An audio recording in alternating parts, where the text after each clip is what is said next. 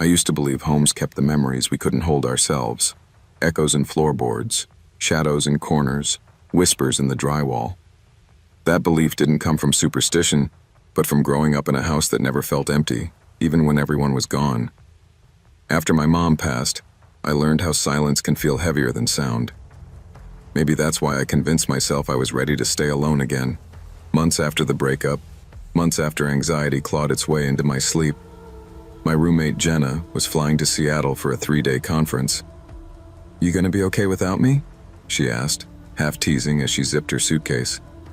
"I'll be fine," I told her, giving Jasper's head a pat. "He'll protect me if anything weird happens." Jasper, my aging golden retriever, wagged his tail, though slower than he used to. That first night was supposed to be simple. Frozen pizza, a dumb movie, a glass of boxed wine. Nothing dramatic. But Jasper refused to settle. He stood stiff in the hallway, facing the front door with his fur raised.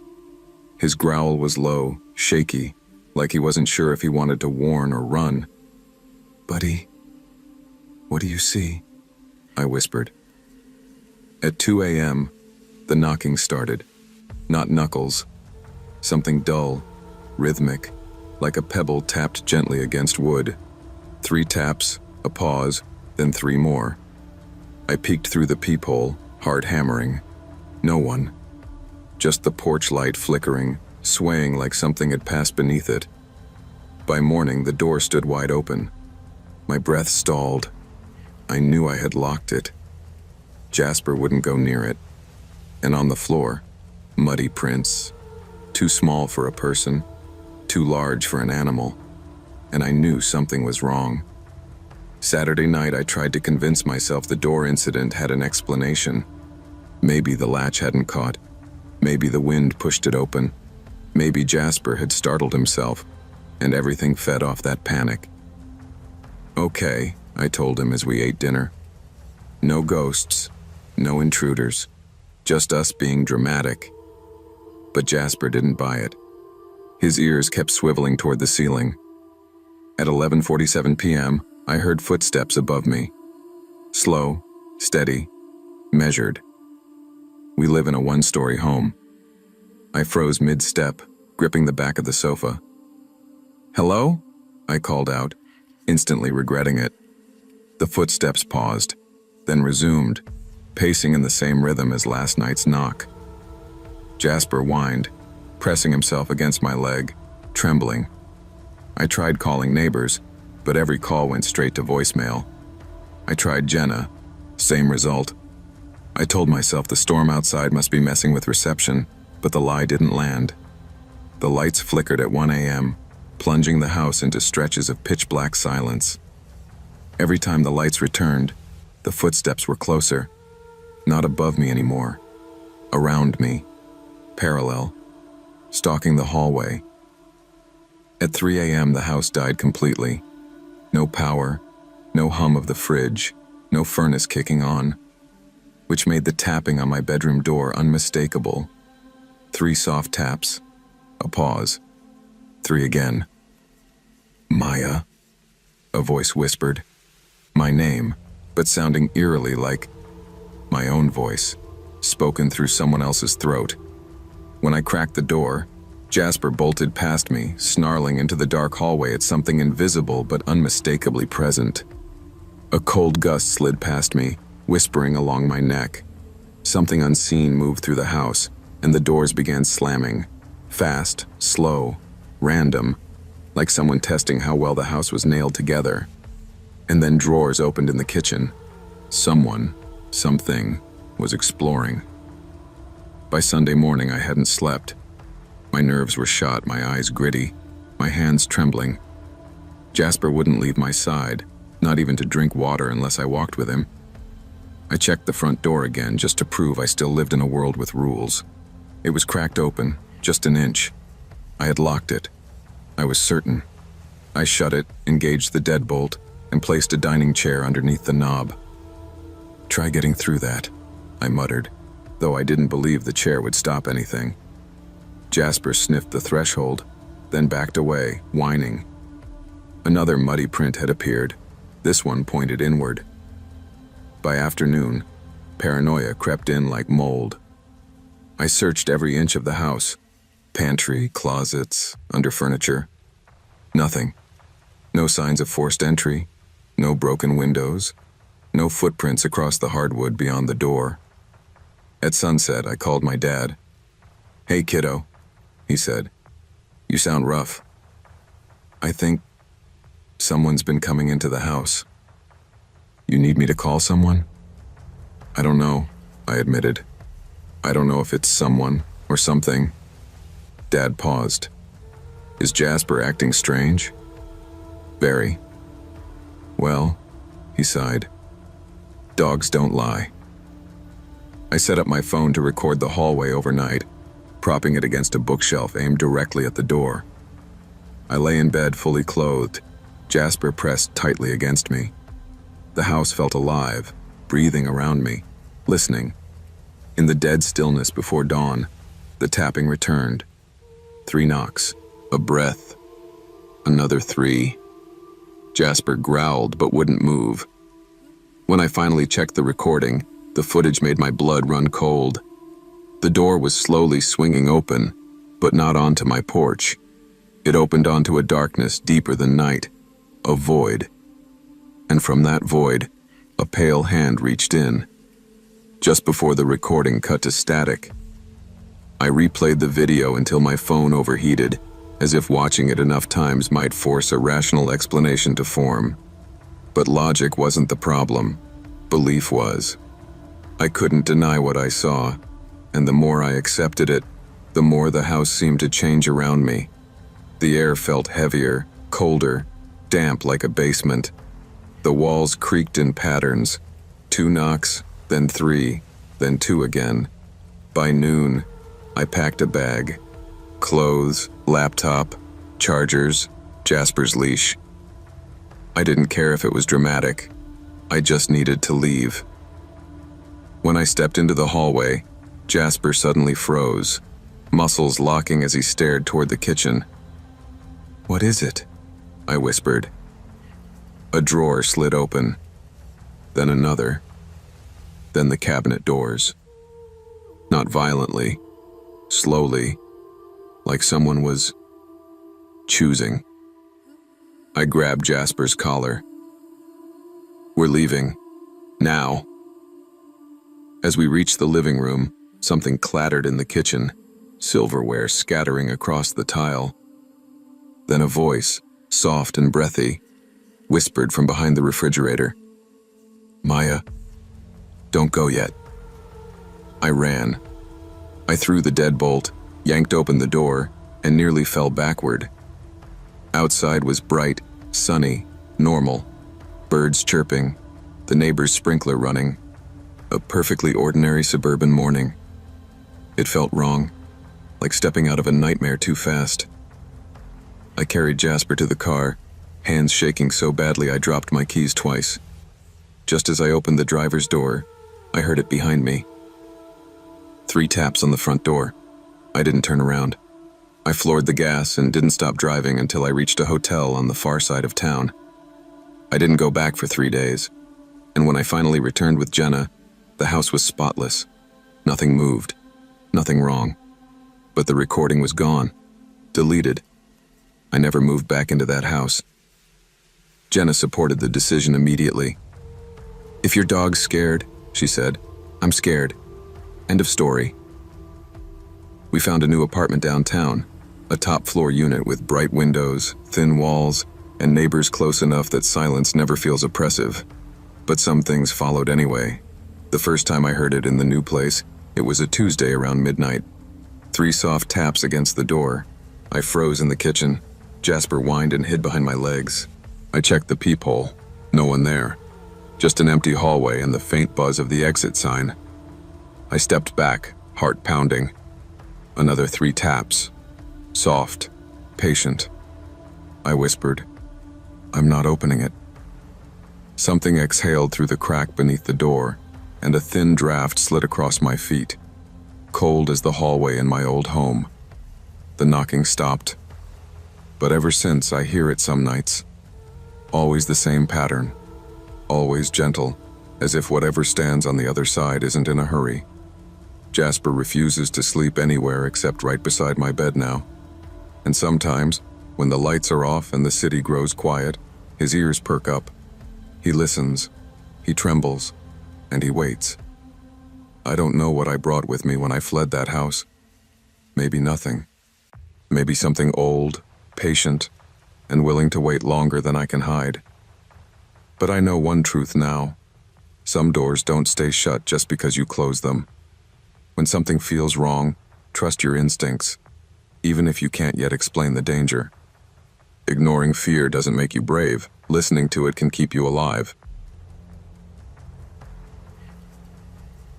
People always ask why I chose to live alone in a Victorian rental, one with crooked floors, narrow hallways, and a staircase that moaned louder than an old porch swing in winter.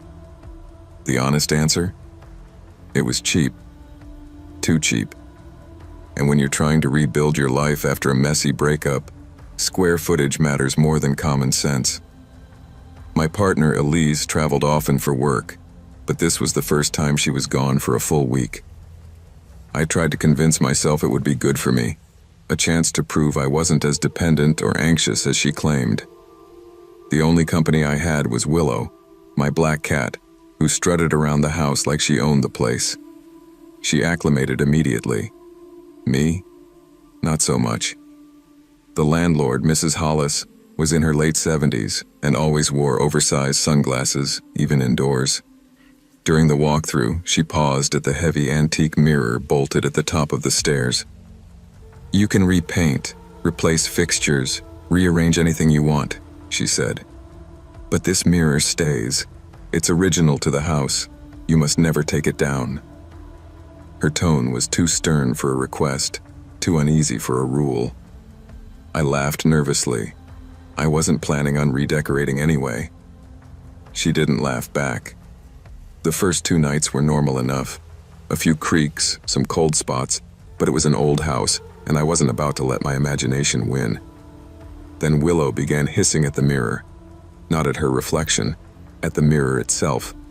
Her back arched, tail puffed out, pupils blown wide. "Willow, knock it off," I muttered, scooping her up, but she wouldn't stop staring. And that's when the footsteps started. Slow, steady, coming up the stairs toward a floor that should have been empty. The footsteps were too heavy to ignore.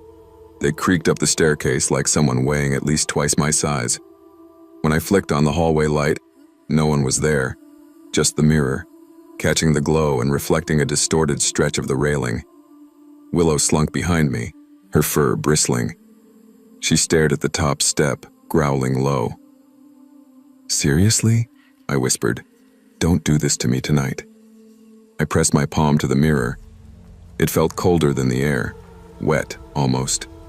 That's when I saw them. Fingerprints, huge ones, smudged across the glass like someone had pressed both hands flat against it, trying to see through. "I didn't touch this," I muttered. I wiped the prints away. Immediately the surface fogged up again. From inside, like someone was breathing behind the glass. That night I slept downstairs on the sofa, or tried to. Around 3 a.m., something moved above me.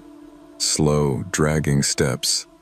Willow paced for hours, tail twitching, ears pointed upstairs. Morning didn't bring relief. When I went up to grab fresh clothes, I found the mirror slightly tilted away from the wall, bolts strained, as if something had pushed from the other side. I called Mrs. Hollis. "Hi, the mirror's loose," I said. Silence. Then her voice, flat and sharp. "You must not touch it. Do you hear me? Do not try to take it down. Not for anything." "Okay, but..." "I won't come out there. Just leave it alone." She hung up. That evening, I found a new smudge on the mirror. Not a fingerprint. A streak, as if something inside had dragged a hand downward. Willow sat across from it all night, staring without blinking. I couldn't shake the feeling something was watching us back. By the 4th night, Willow refused to leave my side. When I carried her to bed, she perched at the foot, ears pinned forward, eyes fixed on the hallway like she was tracking something I couldn't see. At 4:13 a.m., a whisper threaded through the dark. Liam? My name. Drawn out. Quiet. Wrong. I snapped the lamp on. Willow leapt off the bed, clawing frantically at the bedroom door like she was trying to keep something out. A crash thundered from upstairs, so loud dust drifted from the ceiling. Jesus, I breathed, grabbing my phone. No service. Not a single bar. I opened the door. Willow shot down the hall ahead of me. The house wasn't freezing, but the air around me felt like it had been drained of every bit of warmth. The mirror was tilted even farther outward, at least an inch. The top bolt had torn halfway out of the plaster. What the hell? I whispered. Willow hissed at the gap between the mirror and the wall. I pressed my ear to the plaster. Tap, tap, tap, knuckles, inside the wall. I staggered back. Nope. No freaking way. I tried the landlord again. Straight to voicemail. I left a message anyway. Something's in the wall or behind the mirror. I don't know. But this isn't structural. It's... Please call me. An hour passed. No call. Willow meowed sharply, staring at the mirror with a desperate, confused sound I'd never heard from her. I grabbed my toolbox with shaking hands. I know you said not to touch it, I muttered, but you're not here. The tapping behind the mirror grew louder, faster, like something knew I was coming. And for the first time since moving in, I was sure I wasn't alone. By evening, Willow was gone. One moment she was weaving between my legs while I heated leftovers. The next, she bolted up the stairs like someone had called her name. I heard her yowl, a sharp, panicked cry, from behind the mirror. I dropped the plate. Willow! Her cries echoed again, muffled, desperate. I pressed my hand to the glass. Hold on, girl. I'm right here. It vibrated faintly beneath my palm. Not from the house, from something behind it. I grabbed a pry bar and wedged it under the frame. The first bolt popped, sending a crack through the plaster. Cold air blasted out, strong enough to sting my eyes. The second bolt screeched free. Come on, I whispered. Willow's paw pressed against the other side of the glass, inside the mirror. But the room behind her wasn't mine. It was darker, vast, like she stood in a hallway that stretched forever. Willow! I shouted. The mirror rippled outward like disturbed water. A hand, pale, stretched thin, too long, pushed through the glass. Its fingers brushed my wrist, ice cold. I stumbled back. The pry bar clattered down the stairs. The hand pushed farther, followed by an arm, a shadowed shape behind it. Then the mirror snapped shut. The bolts slammed back into the wall on their own. The glass sealed, silent, motionless. Willow's cries faded, as if moving down a tunnel. I stood shaking, staring at the mirror that no longer showed my reflection, just empty black. Then, slowly, my reflection seeped back into place. But Willow's didn't. I didn't sleep. I sat on the hallway floor, back against the wall, staring at that mirror until sunrise. Every so often, I thought I heard faint tapping, 3 light scratches like paws. At dawn, I made my decision. I packed a suitcase, called Elise, told her everything. Liam, you sound terrified, she said gently. I am. I'm leaving. I can't stay another night. She promised to come help after her flight landed that evening. I dragged my suitcase toward the door, only to find the mirror leaning against the wall beside it. Not upstairs, not bolted in place. Just there, perfectly intact. I hadn't moved it. I knew I hadn't. I bolted outside without grabbing my bags. I didn't even lock the door. I drove to a hotel and stayed there until Elise arrived. When we returned the next morning, the mirror was back at the top of the stairs, bolted tight, No cracks, no damage. As if nothing had ever happened. I put in a notice to vacate. The next day, my packed boxes sat ready by the door. When I woke, the mirror stood in the doorway of the living room, blocking the exit, bolted to the wall again, like the house had decided I wasn't leaving. That night, at 3:17 a.m., I heard Willow, tap, tap, tap, soft, rhythmic, from the other side of the mirror, waiting. Some things in life demand boundaries, and if you ignore the first signs that something is wrong, you may find yourself trapped by what you refuse to face. Trust your instincts, protect your peace, and when something feels off, never wait for it to get worse. People think a quiet life is boring, but after the chaos I grew up in, quiet was all I ever wanted. My childhood home was the kind where arguments cracked through the walls like lightning. My parents loved each other the way storms love the coastline, beautiful from a distance, destructive up close. I learned early that noise meant danger. Silence meant survival. So as soon as I could afford it, I bought a small house on a cul-de-sac in a sleepy Colorado suburb. It was the kind of place where nothing ever happens. Kids leave their bikes on lawns, sprinklers come on at 6 a.m. sharp, and neighbors wave at you with the same two-finger salute they've done for 20 years. Predictable, safe, quiet.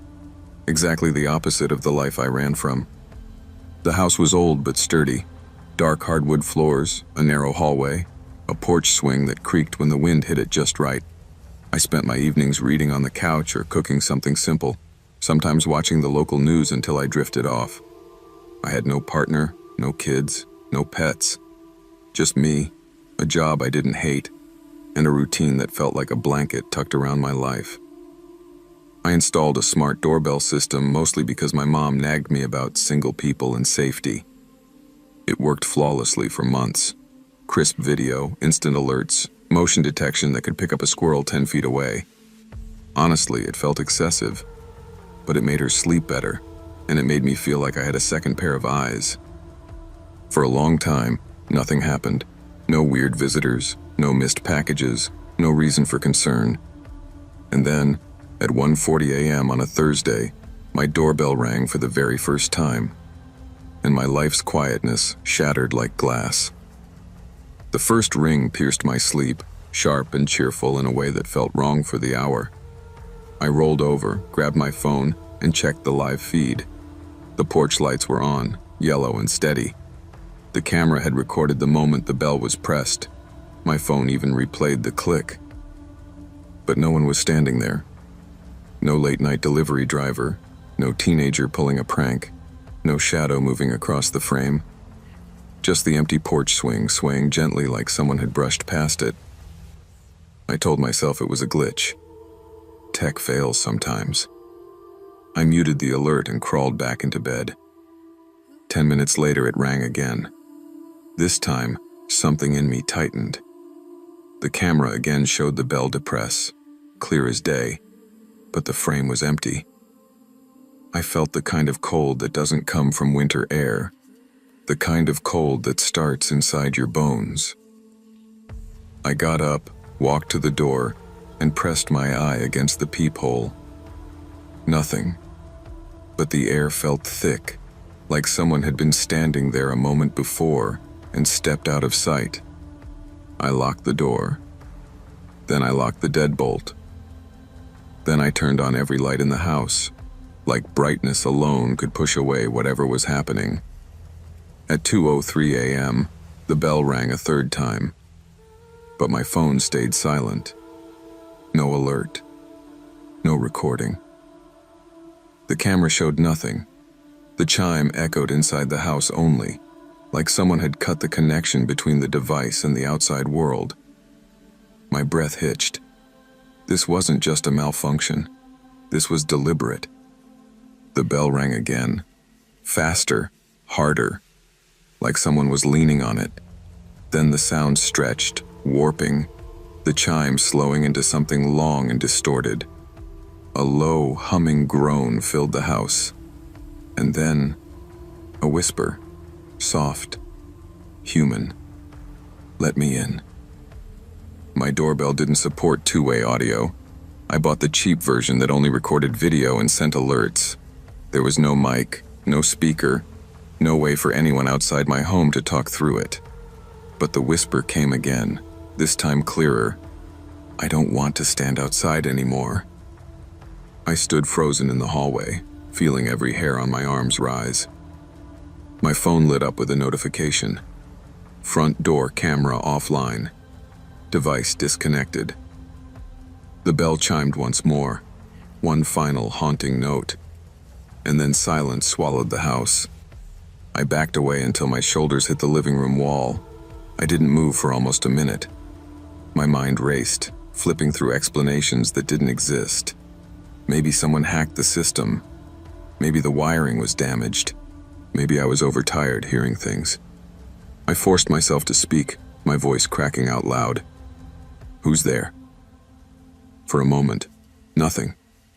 Then a whisper came again, but not from the porch. From the living room speaker behind me. "I know you can hear me." I spun so fast I almost fell.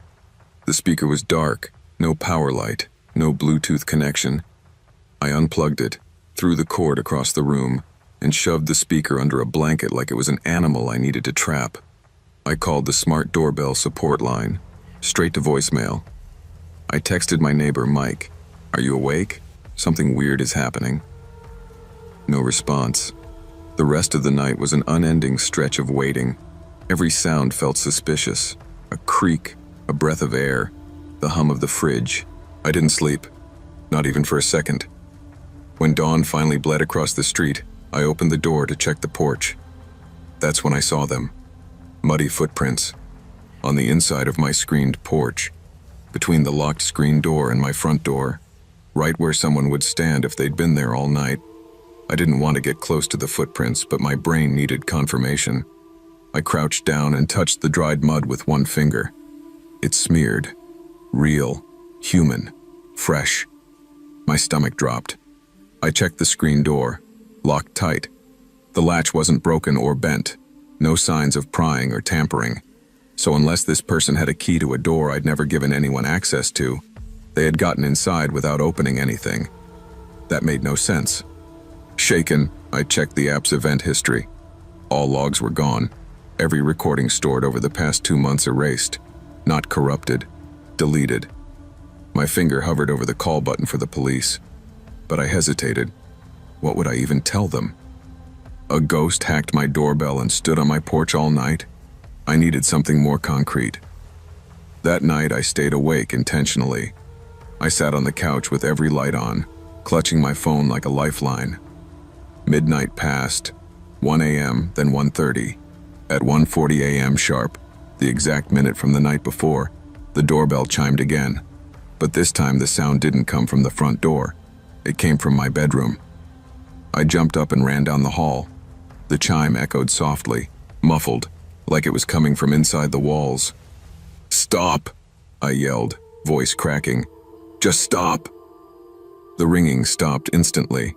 A beat of silence followed. Then, tap, tap, tap. 3 slow knocks on my bedroom window. I backed away, shaking so hard my teeth clicked.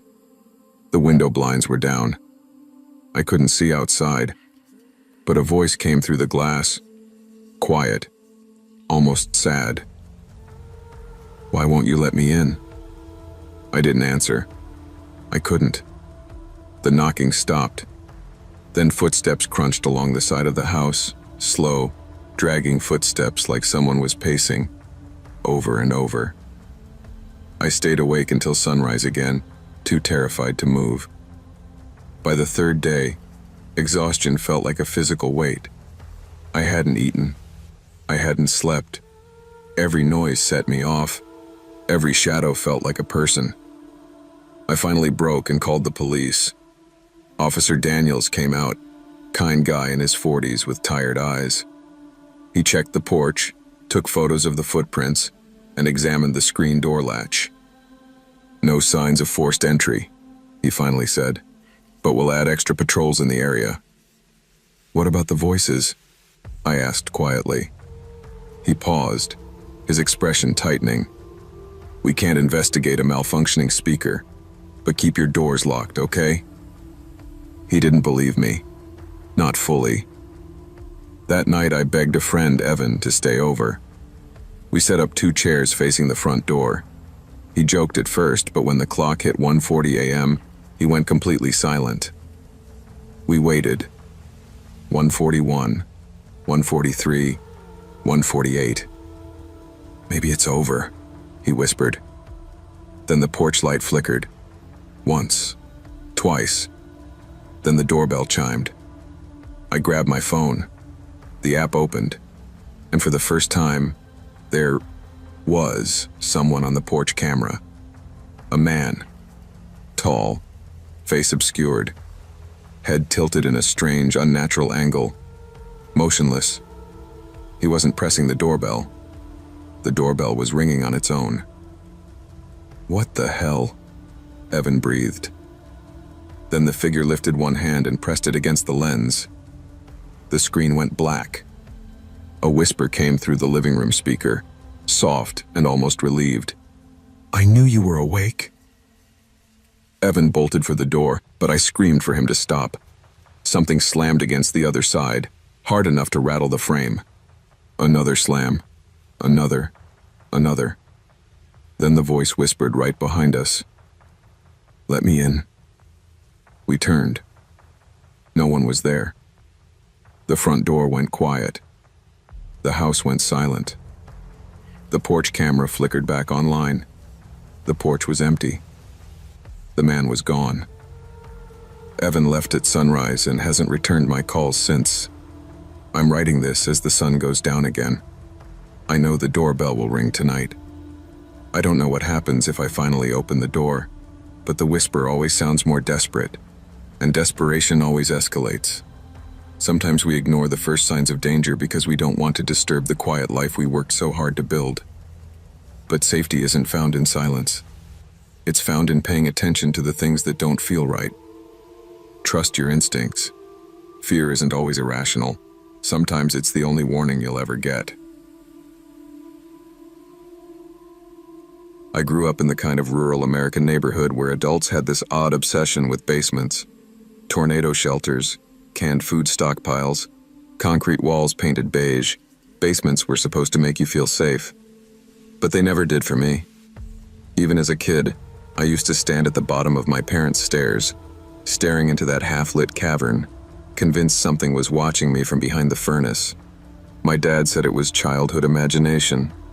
My mom said I watched too many scary movies. I said nothing, because back then, I learned quickly that adults didn't want the truth, only reassurance. Fast forward 20 years. I thought those childhood fears stayed buried. But when I moved into a small rental house on the edge of town, they came crawling back. The house was nothing special. 1 bedroom, a creaky porch, and a half-underground basement I only used for laundry.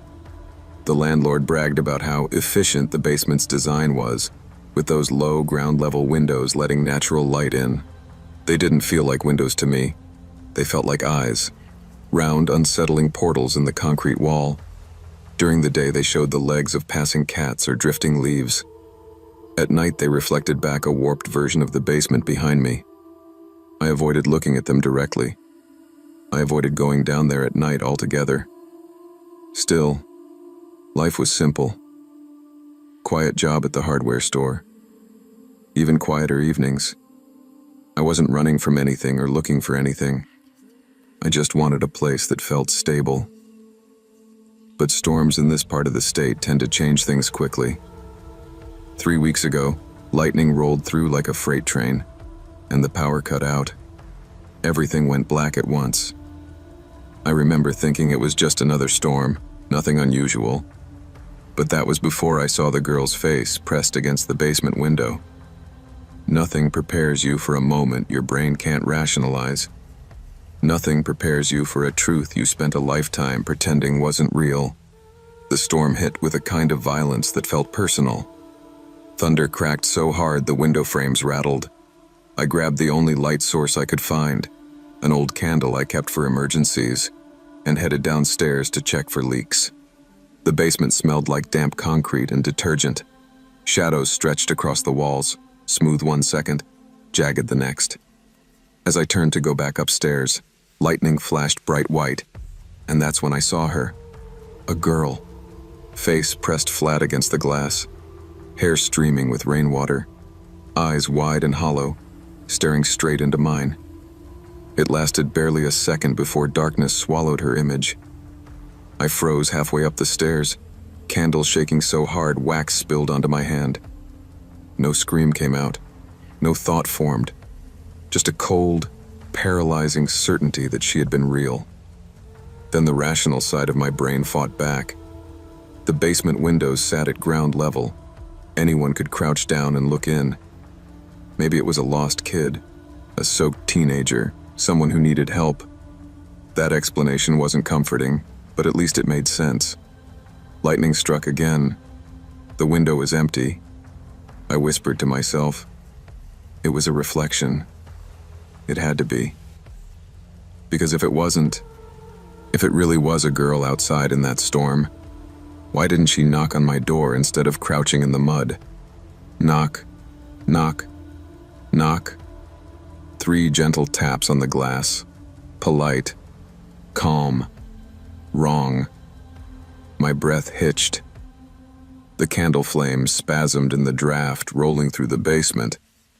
I turned slowly toward the window. The knocking stopped. Then it came again. But from the window on the opposite wall, she had moved. Fast. Too fast. "Hello?" I called, though my voice shook. "Do you need help?" No answer. Only the storm, roaring like it was trying to bury the sound of something worse. I backed up the stairs without taking my eyes off the windows. When I reached the top step, I felt the temperature drop behind me, like something had followed me up. I didn't look back, not yet. I locked myself in the upstairs bathroom, heart slamming against my ribs like it wanted out. I sat on the cold tile with the candle still flickering beside me. Every time I tried to calm down, another sound drifted up from below, soft tapping, moving window to window, like she was pacing along the wall, mapping the perimeter of the house, not trying to come in, trying to understand it. Around 3 a.m., the tapping stopped. The silence felt heavier than the storm. I cracked open the bathroom door and listened. The house creaked normally again. The storm softened. I stayed awake until sunrise, every muscle wired tight. When the lights finally returned, I forced myself downstairs. Every step felt like a dare. All 4 basement windows were fogged from the outside. Wet condensation streaked across the glass. But it wasn't rain. These streaks were shaped, thin lines, curved smears, finger trails, small hands, as if someone had pressed palms against the window, dragging them slowly downward. My stomach turned. I called the police. Officer Hale came out, took one look, and frowned. "Looks like fingerprints," he said, leaning close. "Kid-sized. Did someone break in?" I asked. "No sign of it. Mud's undisturbed." He stepped outside and shined his flashlight over the yard. No footprints, no depressions, not even a scuffed patch of dirt. "That's impossible," I whispered.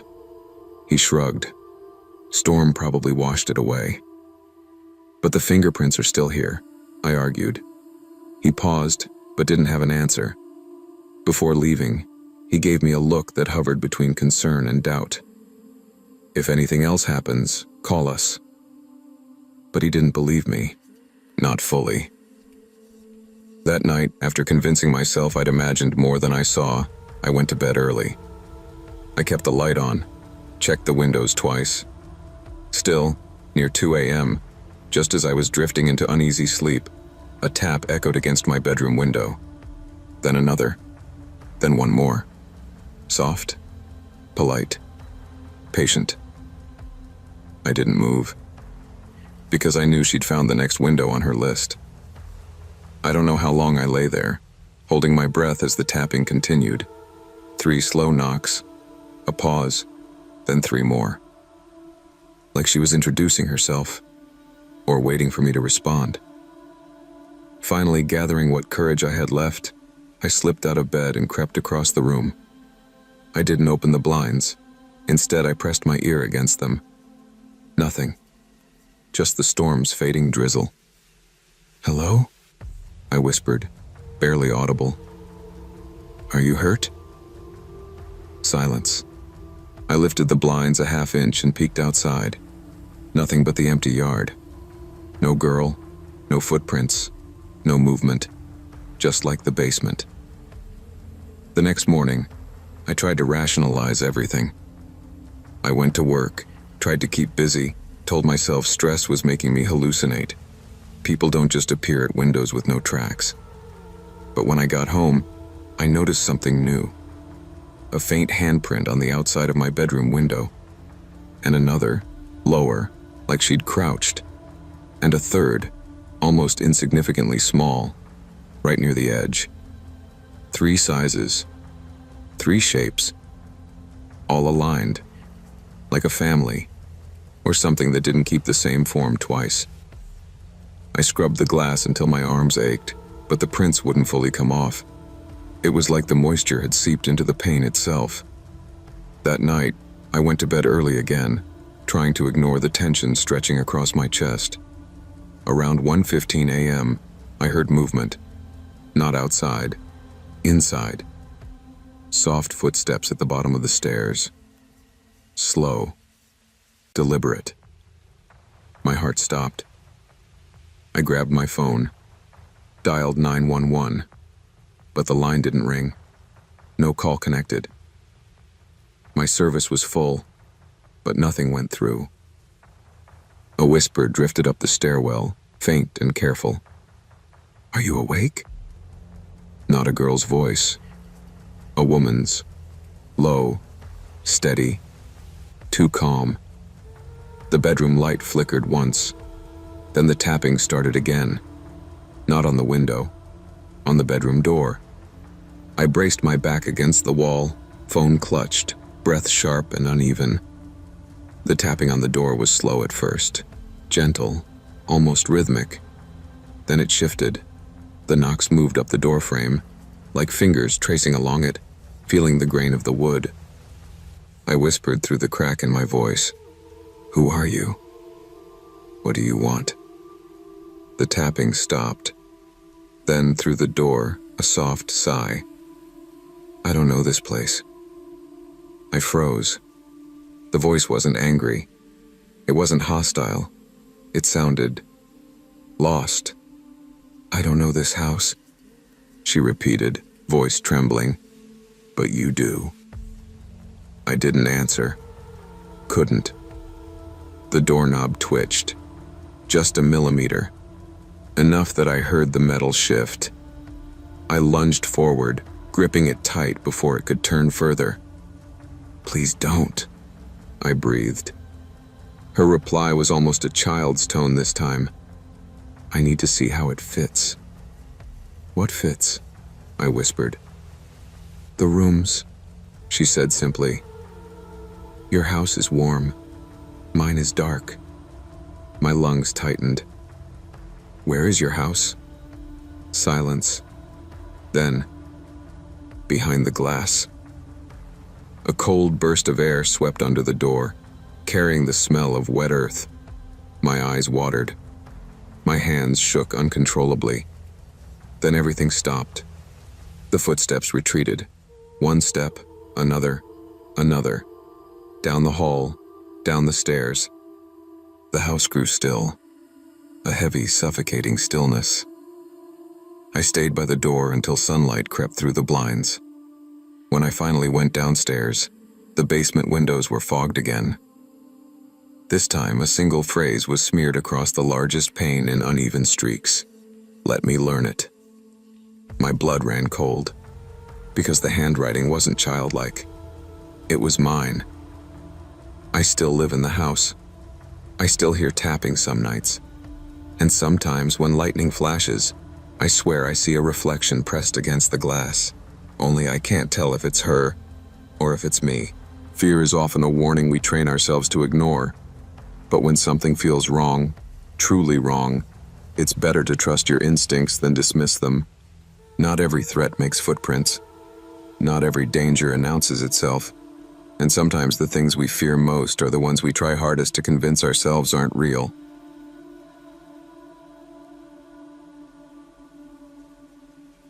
I used to think my life was finally calming down.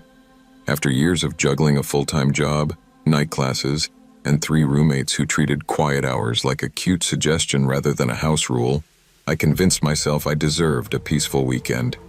So when my roommates, Brooke, Alana, and Christy, planned a girls' trip to the mountains, I practically shoved their suitcases into the car for them. The moment they pulled out of the driveway, I locked the door, kicked off my shoes, and breathed in that rarest of suburban luxuries. Silence. Real silence. Not muffled chatter through the walls or someone blasting music while cooking eggs at midnight. Just calm. I spent that Friday doing everything I never got to do without noise crashing through the house, long shower, good movies, cleaning the kitchen without it immediately being destroyed again. I even cooked pasta just for myself and actually sat down to eat it while it was still warm.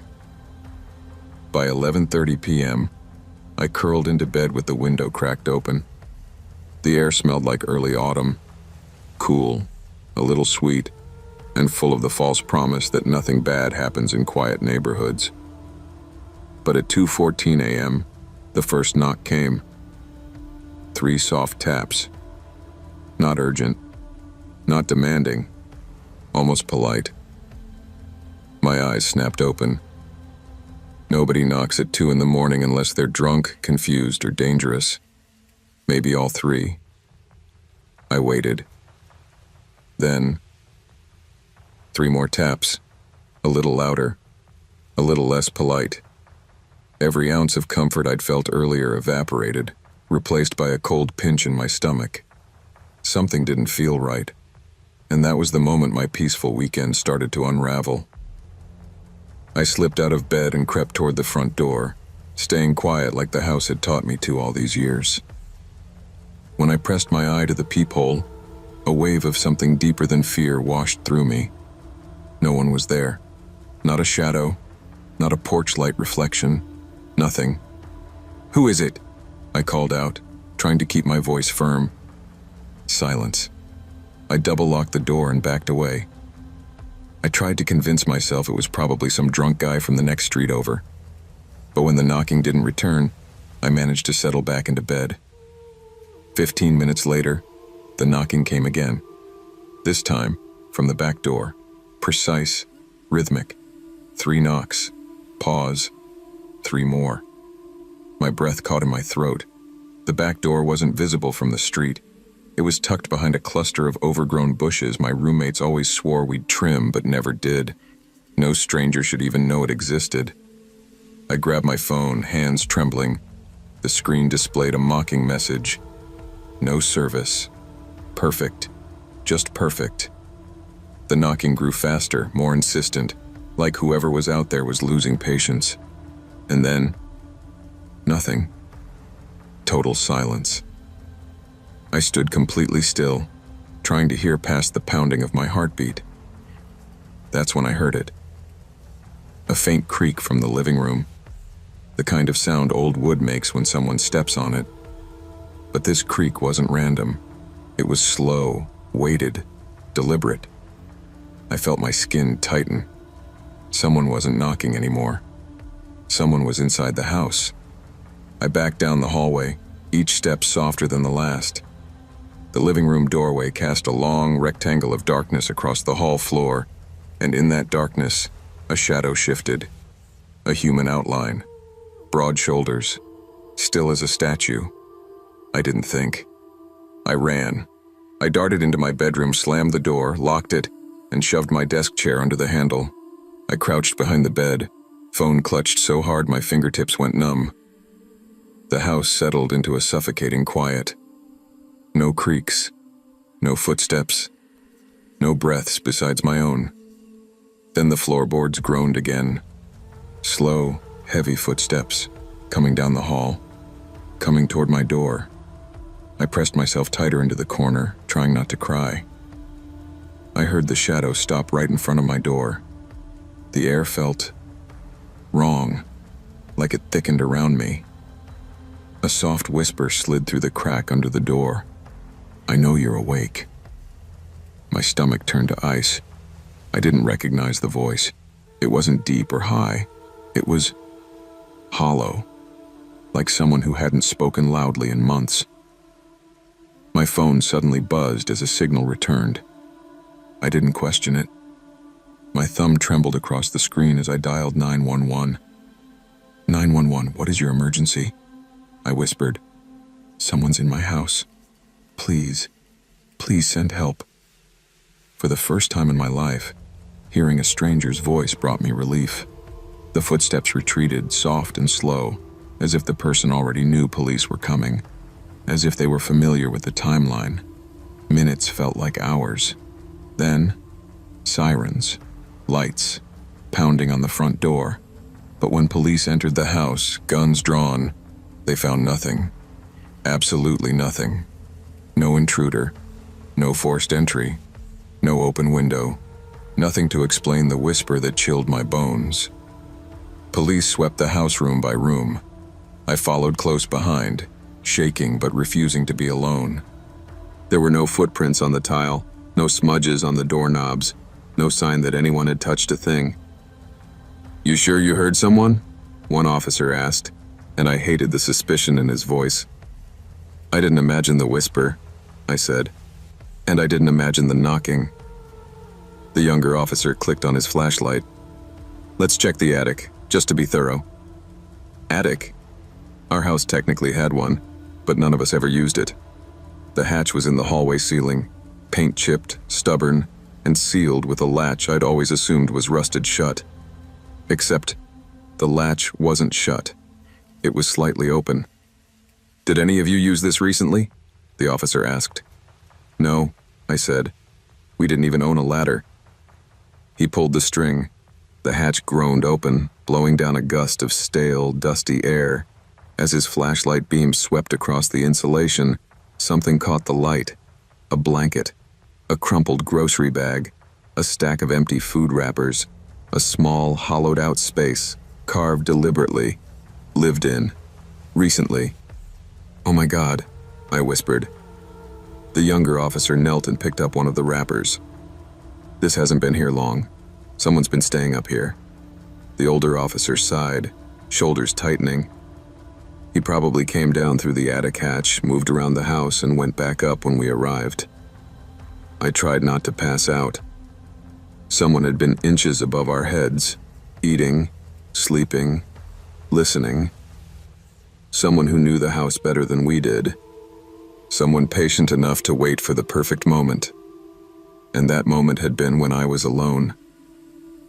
The police stayed until sunrise, searching the block. They never found the intruder.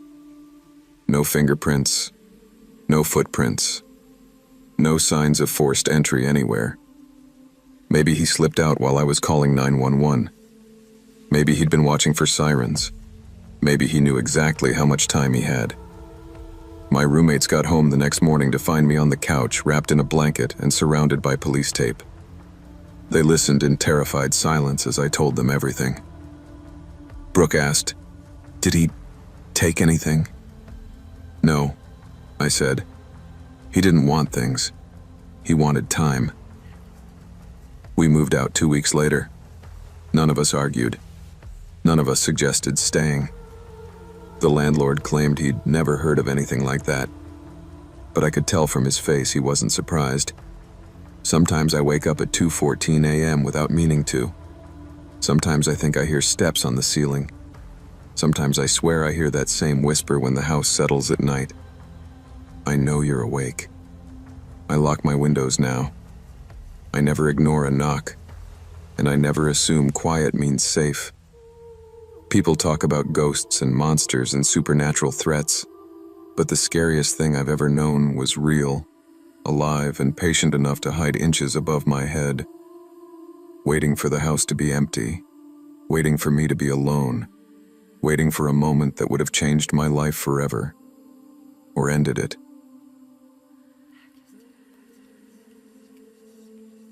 I used to think living off campus would make everything easier. No more paper-thin dorm walls, no more midnight fire drills, no more shared bathrooms with half the humanities department. Just me, my roommate Jess, and a tiny house that leaned a little to the left and made noises like it remembered the 1950s too vividly. Jess and I split everything: rent, chores, even the weird little quirks of the place. The creaky hallway, the windows that rattled when the wind pushed too hard, the boiler that sounded like it sighed whenever it kicked on. None of it bothered us. Honestly, I kind of liked the character the house had. It felt lived in, like an old friend muttering to itself.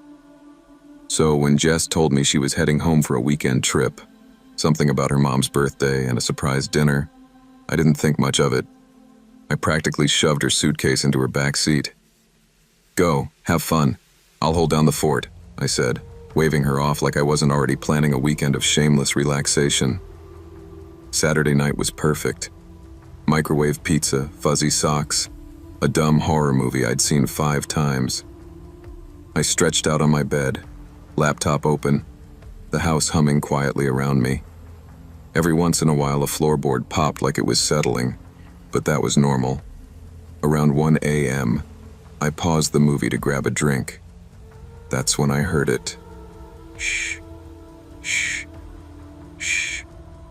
It sounded like someone dragging their sleeve along the hallway wall. Slow, long, measured. I froze, listening hard. Then it stopped. I shrugged it off, telling myself it was the furnace or the wind brushing through the old siding.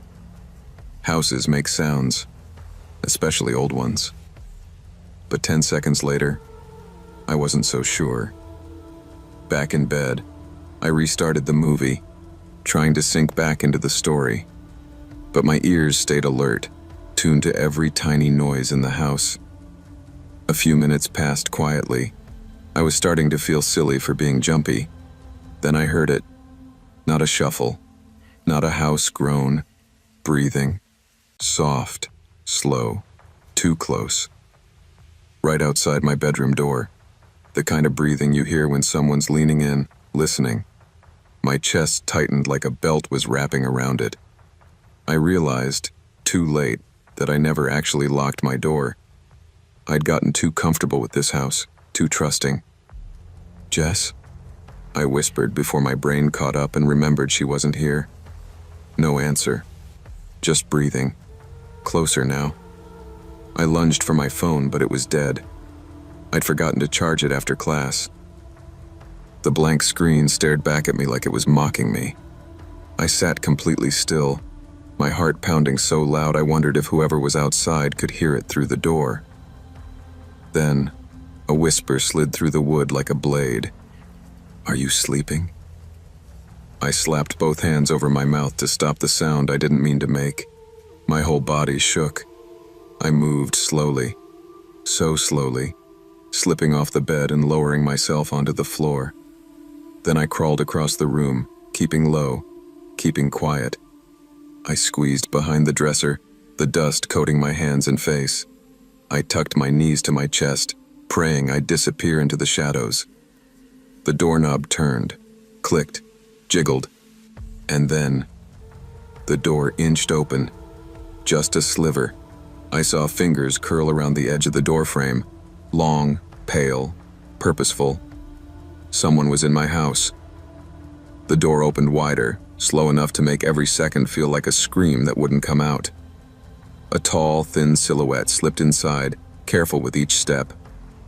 I couldn't see a face, only a shape, a human outline moving in the dark. They stood in the middle of my room for a long moment, breathing, listening. The air felt heavy around them, like they were deciding something. I pressed my back harder against the wall, trying to steady my own breath. Every tiny inhale felt too loud. The figure walked toward my bed. The mattress sank as they sat down, the springs groaning under their weight. They let out a long exhale, like they had been waiting for this exact moment. Waiting for me. I stayed frozen behind the dresser. Minutes passed, slow, agonizing minutes that stretched like hours. My legs cramped, my throat went dry, but I didn't move, didn't blink, didn't dare. From the bed, the figure whispered again, "I know you're here." I bit down hard on my lip until I tasted blood. Anything to keep from making a sound. 10 minutes, 15, 20. Then, the mattress shifted. The figure stood up. Their steps moved toward the door. They paused at the threshold, as if listening for one last sign of life. And then they slipped out. The door clicked shut behind them. I didn't wait. The second the hallway quieted, I crawled out, grabbed the first shoes I saw, and ran to the window. The cold glass burned my hands as I shoved it open.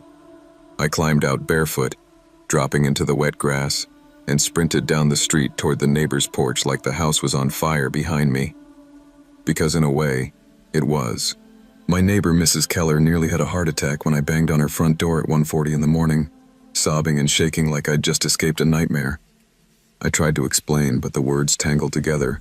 Breathing, door, someone inside, until she finally pulled me in and called the police herself. It took the patrol car less than 5 minutes to arrive. I watched from Mrs. Keller's living room window as officers circled my house with flashlights, guns drawn. Everything felt surreal, like I was watching someone else's horror. 20 minutes later, one officer approached the porch where I sat wrapped in a blanket.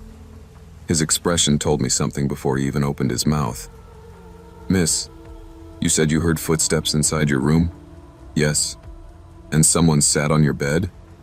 I nodded. He exchanged a look with another officer, a look that twisted my stomach. "There are signs someone's been staying on the property. Underneath it." My jaw tightened. "Underneath?" The officer motioned for me to follow. They led me around to the side of the house where a small hatch sat partially hidden behind bushes. I'd never noticed it before. The younger officer tugged it open. A sick smell of damp earth and stale sweat drifted out. His flashlight beam swept across what was inside. Blankets, food wrappers, empty water bottles, a backpack with no wallet, no phone, no ID, a pair of filthy boots. "Someone's been living in your crawl space," he said quietly. "For a while." My knees nearly buckled. Then I saw the final detail. Dirty footprints leading directly from the hatch, around the house, to my bedroom window, and straight to my door. I spent the rest of that night on Mrs. Keller's couch, my hands shaking every time a car passed or a branch scraped the siding. The police stayed on the street until sunrise, but they never found the man. Somewhere between me fleeing the house and them arriving, he'd vanished. Jess drove back first thing in the morning. She hugged me so tight my ribs hurt, apologizing over and over like any of this was her fault. She went pale when the officers showed her photos of the crawl space. "We're not staying here another night," she said, and for once, I didn't argue. We moved out within 2 weeks. The landlord tried to insist the crawl space had always been locked, but even he avoided looking directly at me when I asked how long it had really been since he checked it. Even now, months later, the memory clings to me. When I close my eyes at night, I still hear the whisper, "Are you sleeping?" I still picture the fingers curling around my doorframe, the quiet silhouette on my bed, the 20 minutes of waiting in the dark, while a stranger breathed in my room like he owned the air. I double-check locks now. I keep my phone charged. And I never ignore unusual noises. Not creaks, not whispers, not anything. Because sometimes it isn't the house making those sounds. Sometimes it's someone who's been living closer than you think, waiting for a moment when you're alone, tired, and vulnerable. Someone who knows you're awake, and is waiting for you to fall asleep. Trust your instincts, secure your home, and never assume strange sounds are harmless. Safety often depends on paying attention to the small warnings your mind tries to dismiss. Staying alert can be the difference between danger passing by and danger stepping into your room. Living out in rural Montana had always been a comfort to me. Quiet roads, endless pines, and more sky than a person knew what to do with. But winter had a way of reminding you who was really in charge.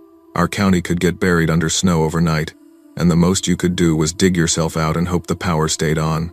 That particular week, a blizzard rolled through like a freight train. By evening, the wind had carved drifts up to my knees and swallowed the fences whole. I spent hours clearing off my steps and digging my car out, my breath freezing in my scarf. My nearest neighbor, old Mr. Halden, lived nearly a mile away. Most nights this far out, it felt like I had the whole world to myself. By 9 p.m., I figured I'd done enough for one day. I stepped outside with a bucket of salt to keep the porch from turning into an ice rink. That's when I noticed them. Shovel tracks. Not mine.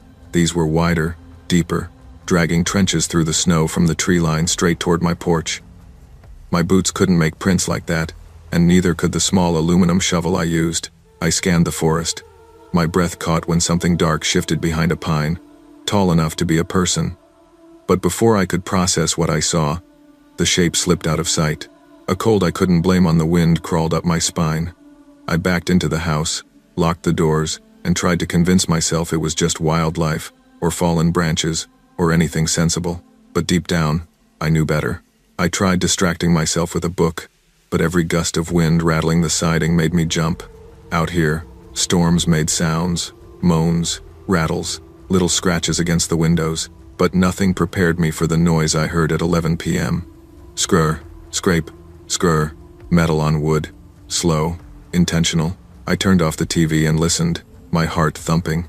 The sound came from outside. Someone was shoveling, but not clearing snow. It sounded more like dragging. I crept upstairs and peeked through the bedroom window. The world was white and dimly lit by the porch light, and for a second I saw nothing. Then he came into view, a tall figure in a coat, shoulders hunched, dragging a long shovel behind him in steady, unforgiving pulls. He carved a line across the yard straight toward my house. The wind whipped snow around him, but he moved slow, deliberate, like the storm didn't touch him at all. Then he stopped, lifted his head, looked directly up at my window. I ducked down so fast I scraped my elbow on the wall. My breathing turned shallow.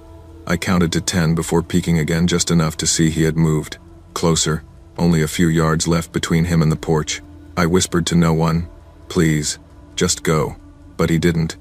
He climbed my steps, each footstep groaning, and paused right outside the door. Another scrape, metal against the wooden boards. Then, silence.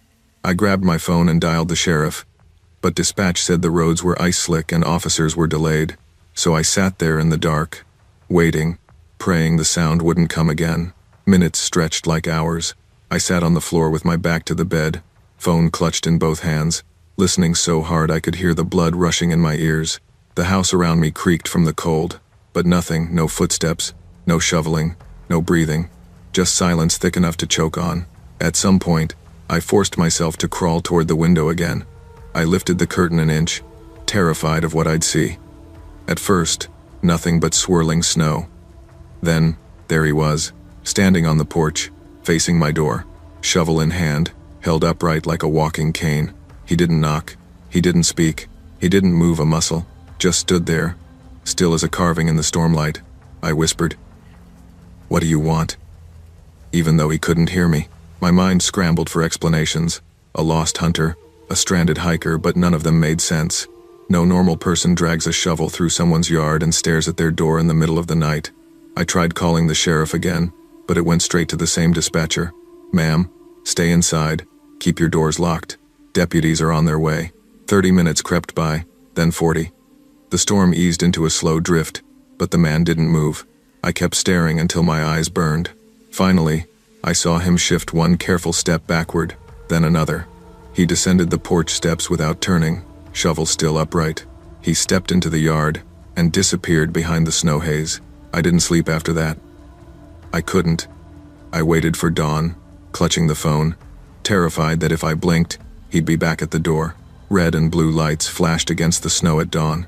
2 deputies stepped out, their boots sinking halfway into the drifts. I met them on the porch, my voice shaking as I tried to explain what happened, what I saw, what I heard. They didn't treat me like I was crazy. Not out here. Folks in rural counties learn fast that strange things can happen in the dark. "Show us the tracks," one said. I led them into the yard. The storm had softened some of the edges, but the shovel grooves were unmistakable, 2 deep, unbroken trenches leading from the forest straight to my house. They followed them with careful steps. "Ma'am," the deputy called. "Was this here before?" I stepped closer and saw what he meant. The trenches weren't just tracks. They were deeper now, uneven, gouged in places as if the shovel had been dragging something heavy behind it, something weighty enough to sink into the snow like an anchor. A chill rolled up my back. What would he be pulling? The deputies didn't answer. They followed the trail to the tree line, scanning the woods. One of them called out, "We've got something here." My pulse hammered as I approached. Lying half buried in the snow was a second imprint, a long, narrow indentation running alongside the shovel trail. Too big to be an animal, too straight to be fallen branches. It looked like the outline of something wrapped or bundled. One deputy shook his head. Whatever it was, he took it back with him. Or someone, the other muttered under his breath. They marked the area and called for more help, but all I could do was stare at the forest, where the tracks vanished into white shadows. The deputies stayed for hours, combing the woods as far as their ATVs could handle. They found no footprints other than the single set, no signs of a camp or a vehicle, nothing that explained why a man would come out of the forest dragging a shovel toward my home in the middle of a blizzard. Just those long trenches in the snow, and that strange indentation. When the deputies finally finished their search, one approached me. "We'll keep patrols near this area for a few nights. Keep your doors locked, stay alert, and call if you hear anything." I nodded, but the reassurance didn't hold. Nothing about the situation made sense. That night, I sat in the living room with every light on. The storm had passed, leaving a quiet so sharp it felt wrong. I kept replaying the image of him standing on my porch, motionless, shovel held upright, like he was waiting for an invitation he didn't need. I didn't sleep. Every time the wind brushed the siding, I flinched. Every rustle outside felt like footsteps. By morning, the deputies returned for a final sweep. They found the shovel marks leading back into the forest, now even deeper, as if he'd dragged something heavier on the way out. But the man himself? He was gone. No one matched the description in missing persons or local arrest records. No footprints ever led away from the forest. I still live here, though I thought about leaving. Sometimes at night, when the snow falls quietly, I imagine hearing the scrape again, and I can't help thinking, whatever he brought with him that night, he never meant to leave alone. I never thought much about living alone on the far edge of town. People warned me it could feel isolated, but that was the part I liked, the quiet nights, the wide backyard, and the woods stretching behind the house like a soft, dark wall. I grew up in places where neighbors argued through paper-thin walls and sirens never stopped. Out here, all I heard was wind and the occasional owl. When I first moved in, I treated the house like a project. Fresh paint, new locks, security lights, and a motion-activated porch lamp that flicked on every time a stray cat strutted by. I joked about it with coworkers. If anyone wants to murder me, at least I'll get a light show first. They laughed, I laughed, and that was that. Most nights I fell asleep on the couch with the TV murmuring in the background. It felt cozy, safe. So when I drifted off during a late movie that night, nothing felt unusual. The glow of the screen blurred, my mind slipped toward dreams, and the world around me softened, until it didn't. At nearly 3 a.m., the porch light snapped on with a click so sharp it jerked me awake. I sat up slowly, rubbing my eyes. Probably a raccoon, I thought. They loved knocking over my flower pots. I reached for the remote to mute the TV. Then I heard it, a tap on the sliding glass door. Not random, not clumsy. A clean, deliberate tap like the tip of a fingernail. A cold, thin line ran down my spine. Something or someone was standing on my back porch. When the second tap came, I muted the TV without thinking. The whole house fell silent, and in that stillness I heard my own heartbeat thudding like footsteps inside my chest. I turned my head slowly toward the sliding door.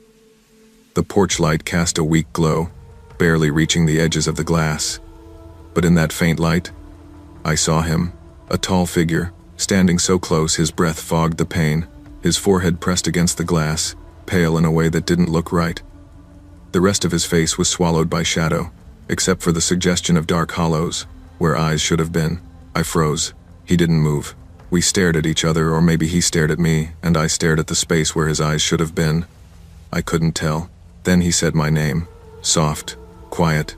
Like he'd practiced it. I didn't breathe. I didn't blink. My name isn't common. It's not something a stranger would guess, and I hadn't told anyone I was home. My car wasn't in the driveway. The house looked empty. No lights on except the TV glow, yet he knew. His fingers touched the glass, sliding in slow arcs, leaving thin trails of fog like he was drawing something. I whispered, "Who are you?" But my voice didn't carry. Then he spoke again, calm, measured, like he was commenting on the weather. "I've been here before." The porch light suddenly clicked off, plunging the figure into darkness. I gasped and scrambled backward on the couch, listening for footsteps, for movement, anything, but nothing came. No footsteps, no gate, no sound at all. When I finally looked again, he was gone. The smart thing to do would have been to call someone, friends, police, anybody. But fear does something strange to your logic. It whispers, "Stay quiet. Stay still. Don't draw attention." So that's exactly what I did. I sat on the couch, clutching my phone, staring at the dark sliding door while the house hummed around me. Every now and then, the refrigerator clicked on, or the heater rumbled, and each time I flinched so hard my teeth rattled. I kept replaying his voice in my head, how soft it was, how sure. I've been here before. Had he? I tried to recall anything. Strange noises, missing items, weird shadows. But I couldn't tell if my memories were real, or if my brain was inventing them to make sense of the fear. Hours moved like cold syrup. The house felt too still, too aware. I swear I could feel the air shifting near the sliding door, like someone was standing on the other side, breathing against the glass. By 5 a.m., every light was on. I stood once, thinking I'd check outside, but panic shoved me back down. I stayed put. I waited. When the sky finally faded from black to gray, I forced myself to move. I unlocked the sliding door, slid it open an inch, and let the morning air wash over me. No footprints, no marks, no signs anyone had been there at all, except for one thing. A perfect oval of fog lingered on the outside of the glass, too high to be an animal, too clear to be imagination. A forehead. His forehead. I didn't go to work that morning. I didn't even shower. I went straight to the kitchen table, opened my laptop, and pulled up the footage from my security camera. The porch light had definitely been triggered. I remembered the timestamp. So the camera had to have captured something. But when the video loaded, my stomach twisted. Motion detected. Porch light on. Time. 2:57 a.m. The camera showed the empty porch. No figure.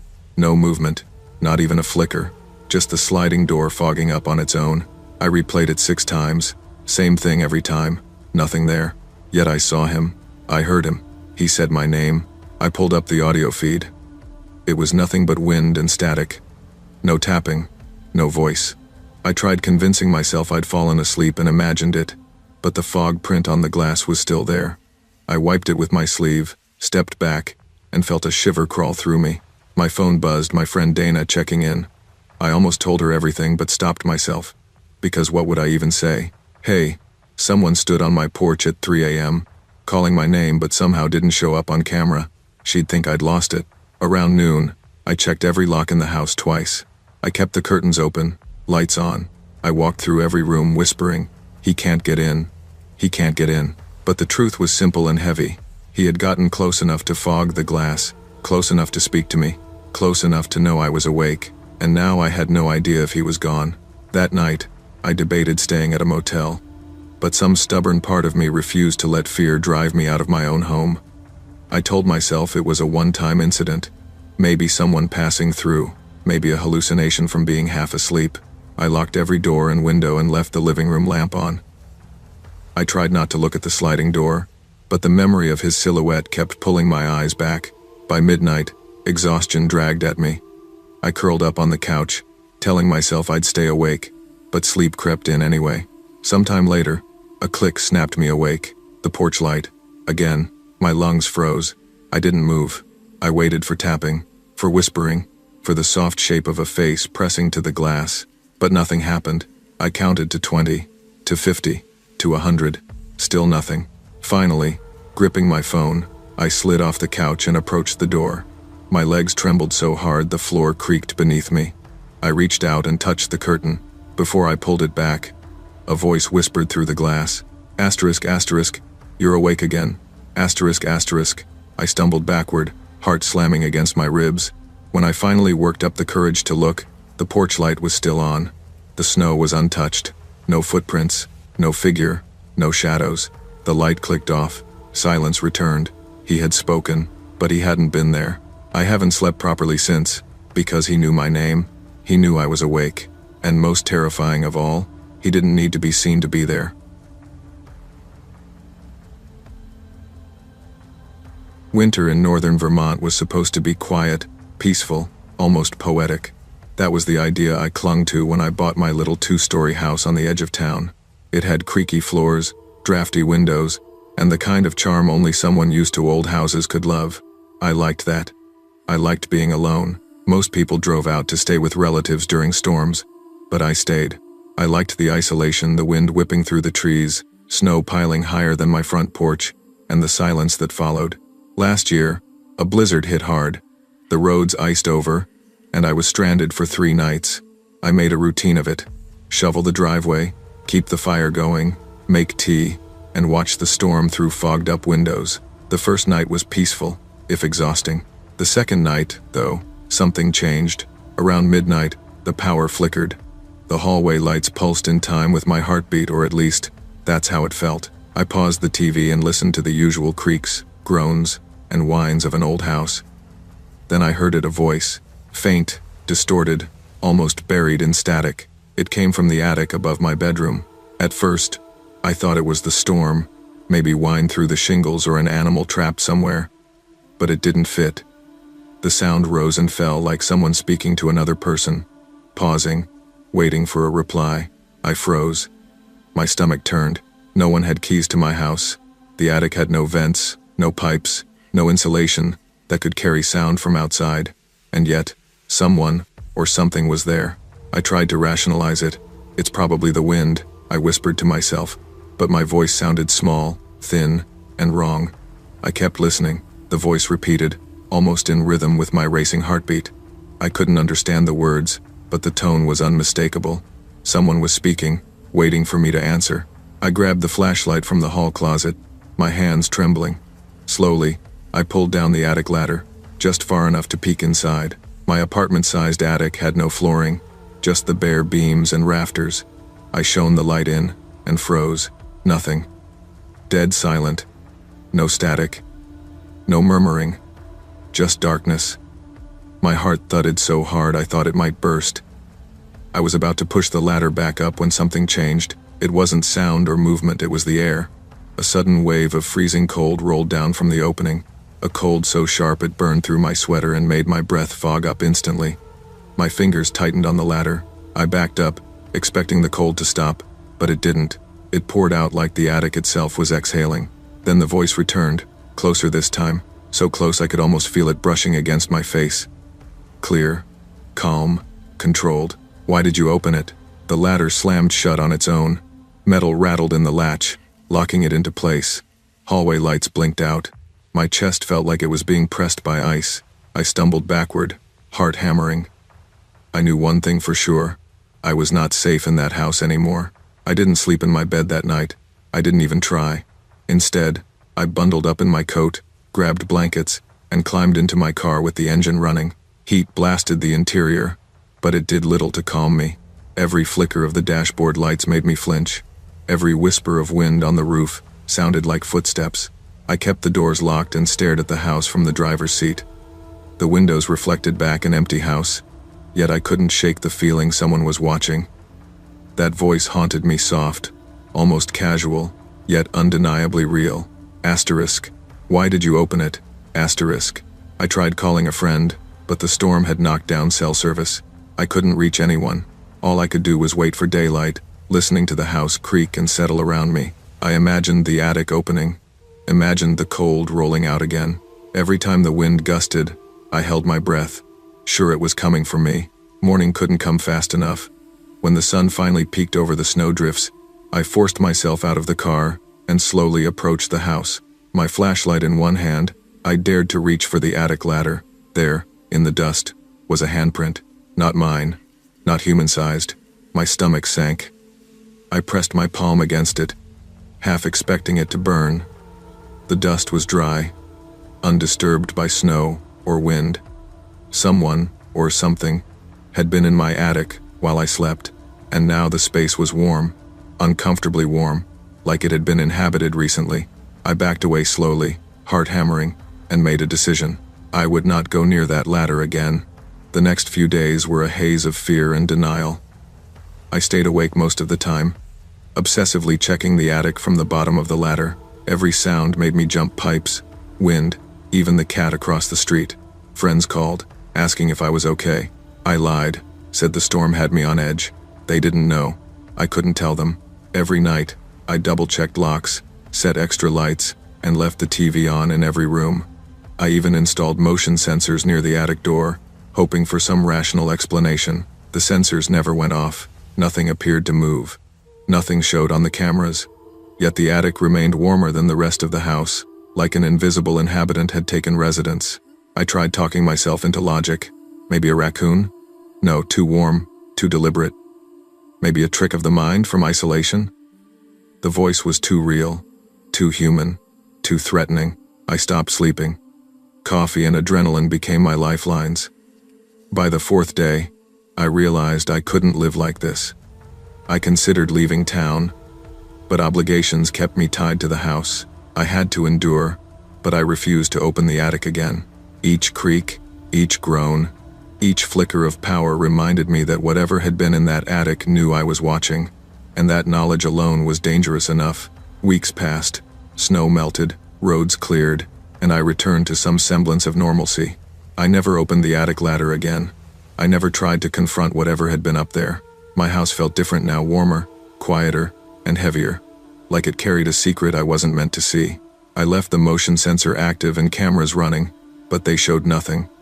The handprint in the dust faded over time, but the memory never did. Sometimes, on still nights, I swear I hear faint murmurs from above.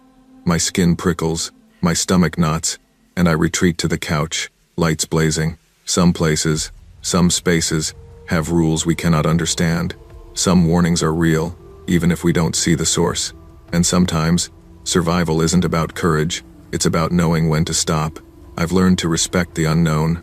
I've learned that not all doors are meant to be opened. Some secrets belong to the dark.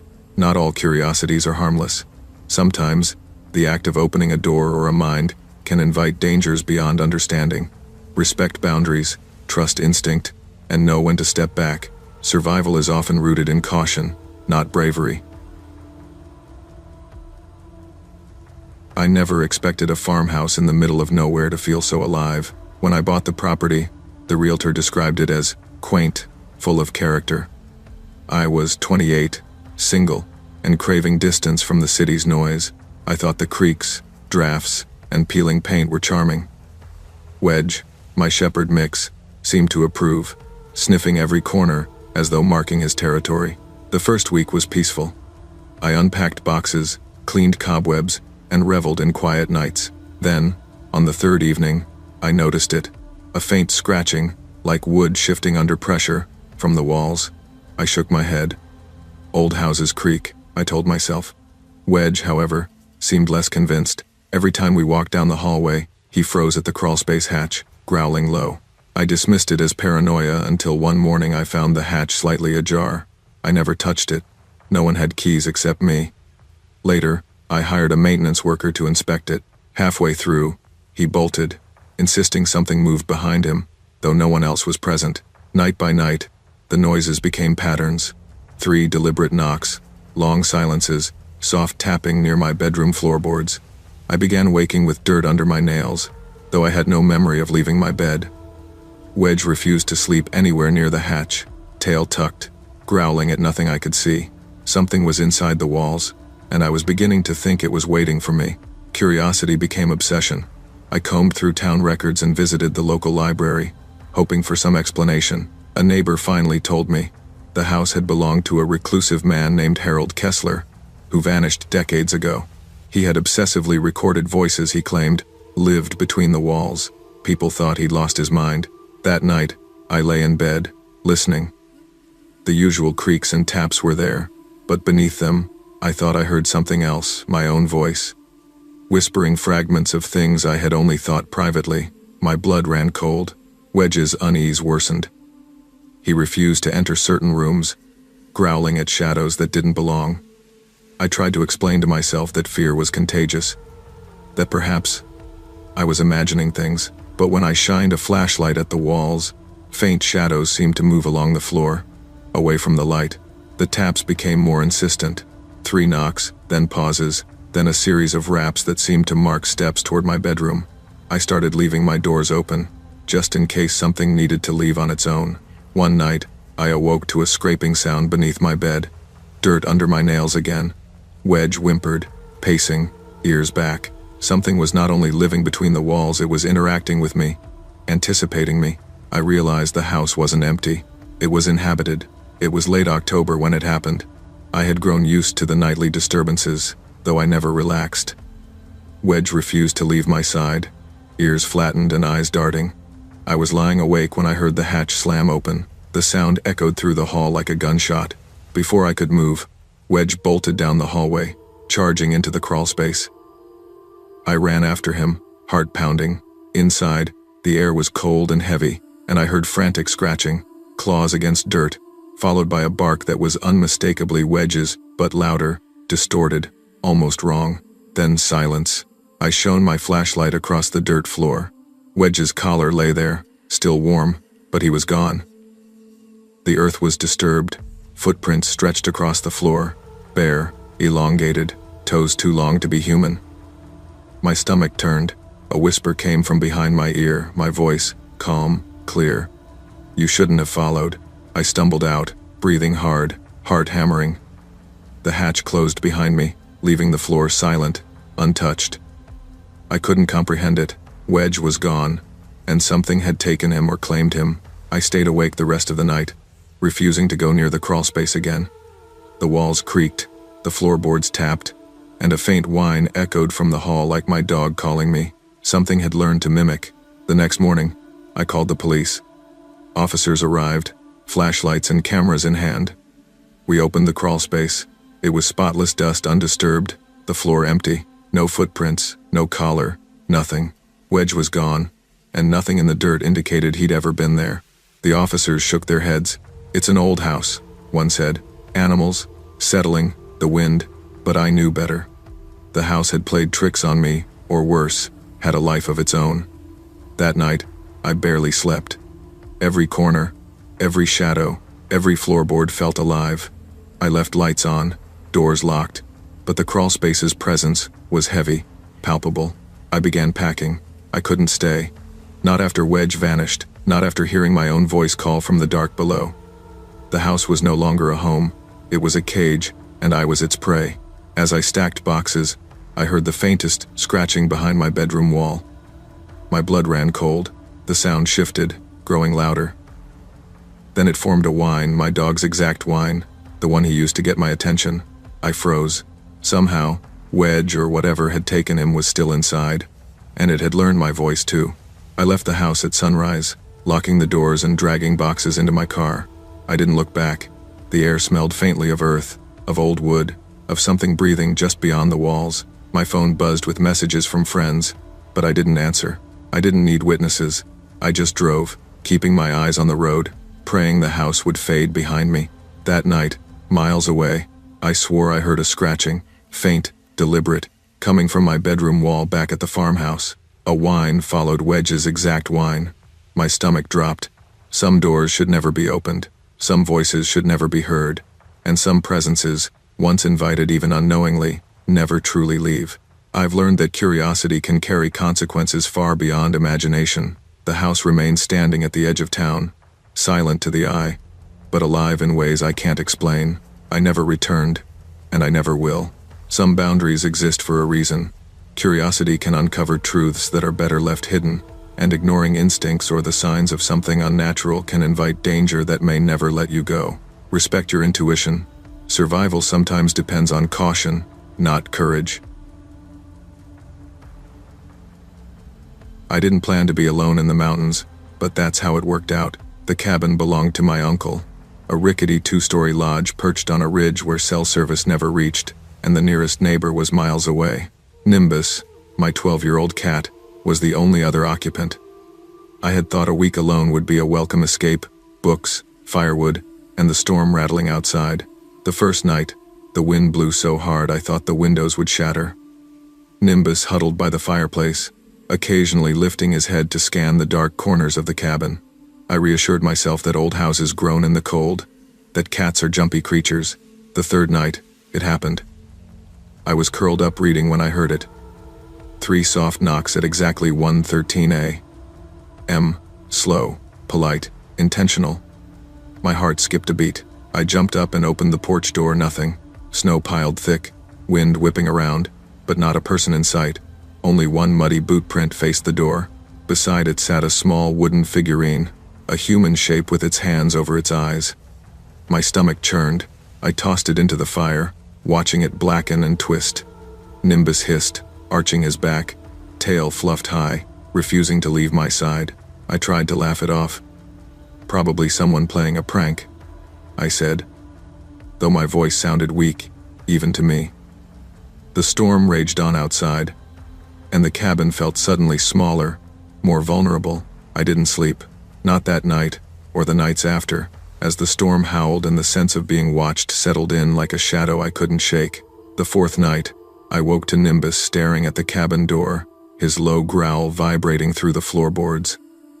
Outside, barely visible under the porch light, a tall, thin silhouette stood perfectly still.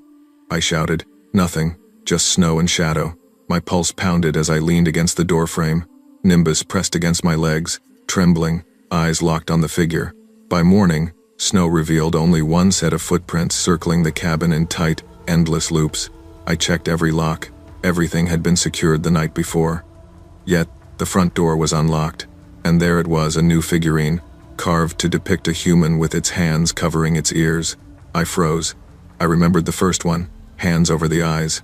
The new figure's gesture made sense. It wasn't random.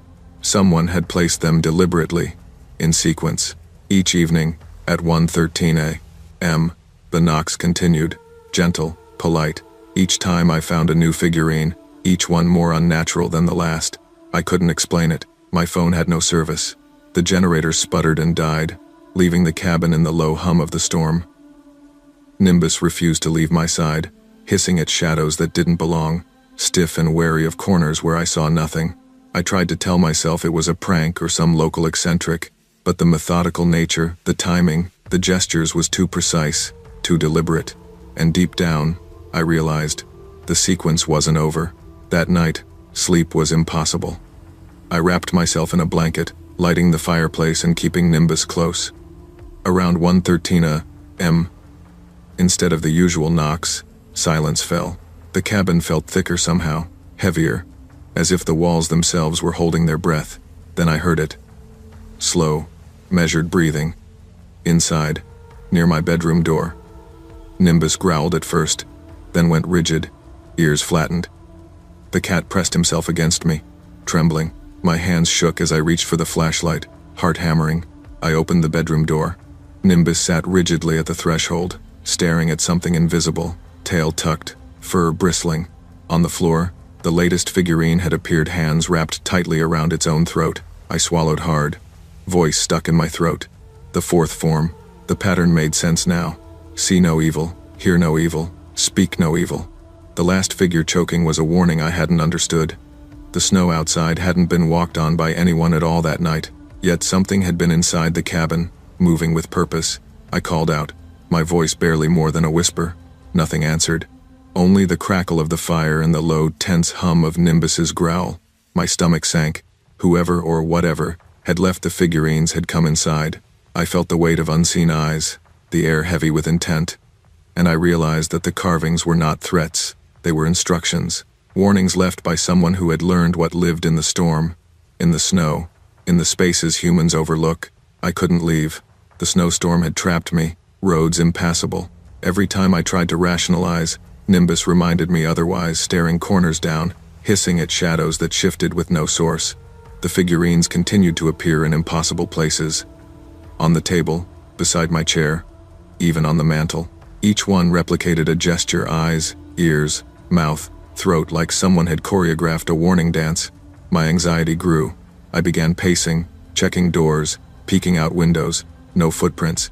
No tracks outside besides the looping prints from earlier nights. Nothing. The air grew colder than the storm, a biting draft that didn't match the broken windows or the fire. I realized the fourth figurine, the strangled one, had appeared inside, placed beside Nimbus. My cat stared straight ahead, ears twitching, tail rigid, refusing to move. I felt a creeping sense of wrongness. It wasn't the intruder I feared, it was whatever rules this place had.